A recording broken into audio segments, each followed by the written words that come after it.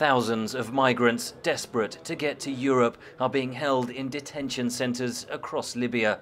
Conditions are better at camps like this one, run by the UN's International Organization for Migration. But away from the cameras and the glare of the global media, aid group Doctors Without Borders says armed militias in Libya are detaining migrants in horrific conditions, where they are subject to torture, rape, starvation and killing. Basically, how I will describe those detention centers are, for me, manufacture of suffering at industrial level. Migrants picked up at sea by Libya's EU-sponsored Coast Guard are sent back into the country's murky detention system. MSF describes it as a thriving enterprise of kidnapping, torture and extortion, and accuses Europe of complicity.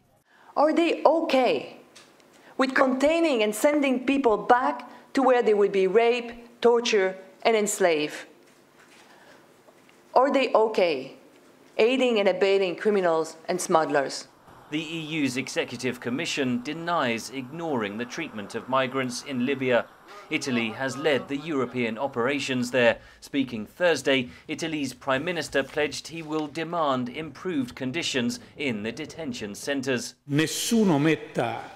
But this commitment cannot go against our commitment to fight against the human smugglers and the flow of migrants into our countries.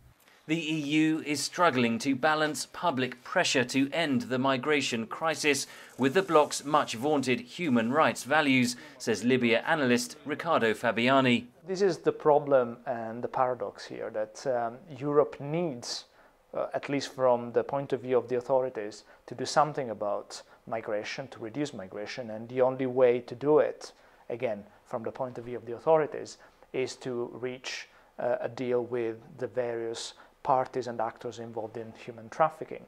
But the price to pay for this is human rights violations, effectively accepting that a degree of violence and human rights violation will take place. Fabiani says Europe appears increasingly willing to pay that price to end the crisis. Henry Ridgwell for VOA News, London.